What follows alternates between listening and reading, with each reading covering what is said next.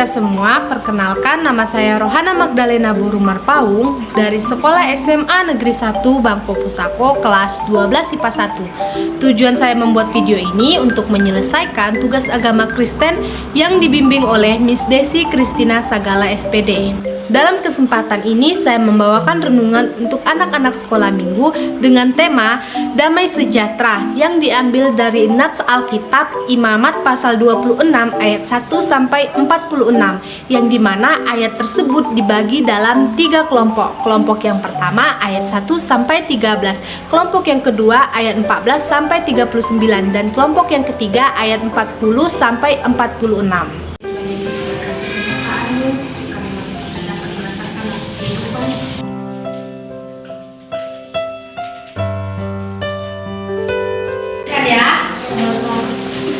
Dalam ayat Imamat 26 ayat 1 sampai 13 yang dibaca bagian sini, dalam ayat yang sudah kita baca tadi ada beberapa perintah Tuhan. Apa saja? Coba bilang dulu.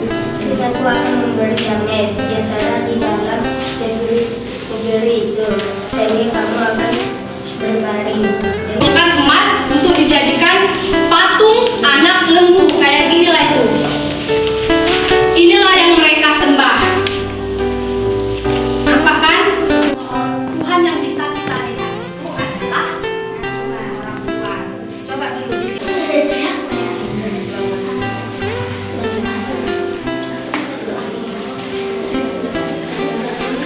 Bersunat itu telah tunduk, dan mereka telah membayar pulih kesalahan mereka. Kan kesalahan, jika mereka mau mengakui kesalahannya, Tuhan pasti memaafkan dan memberi berkat kepada bangsa Israel. Firman itu Engkau tanamkan di dalam hati dan pikiran kami masing-masing, agar kami dapat memeliharanya di kehidupan kami sehari-hari. Tuhan Yesus, ajari kami agar kami dapat selalu mematuhi apa yang menjadi kehendak-Mu, agar kami dapat memperoleh damai sejahtera dari Engkau. Terimalah doa kami ini hanya melalui Anakmu Tuhan Yesus Kristus. Berdoa. Amin. Kesimpulan dari ayat 1 sampai 13 yang dimana ketaatan pada Allah adalah kunci menyambut perjanjian antara Allah dan manusia. Dalam perjanjian itu Allah menyatakan akan memberikan berkat kepada manusia. Manusia meresponnya melalui ketaatan yang dinyatakan melalui kerja keras. Pada ayat 14 sampai 39 menceritakan tentang kutuk, yang dimana kutuk diberikan ketika umat Kristen hidup tidak sesuai dengan ketetapan Tuhan. Tujuan kutuk bukanlah untuk membinasakan, melainkan agar terjadi pertobatan sebelum kutuk yang lebih berat dijatuhkan. Sebenarnya kutuk itu diberikan secara bertahap dan meningkat kadar kekerasannya dari yang relatif ringan sampai yang sangat besar. Puncak dari kutuk ialah mereka akan kehilangan tanah pusaka mereka dan dicerai-beraikan ke negeri bangsa-bangsa lain.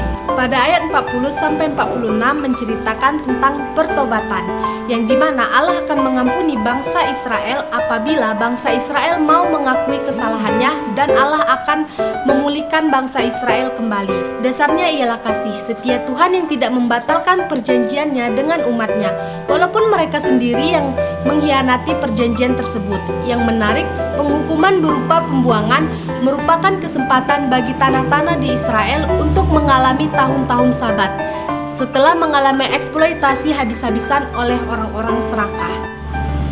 Kita sebenarnya tidak jauh beda dengan umat Israel yang sering mengeraskan hati terhadap nasihat dan teguran firman. Namun karena Kristus sudah mati di kayu salib, kita tidak lagi mengalami kutuk dahsyat seperti yang menimpa bangsa Israel. Bukan berarti bahwa kita boleh hidup sembarangan. Allah juga akan mendisiplinkan kita kalau kita bermain-main dengan dosa. Sekian dari video yang dapat saya sampaikan. Apabila ada kesalahan, saya mohon maaf. Terima kasih. Shalom.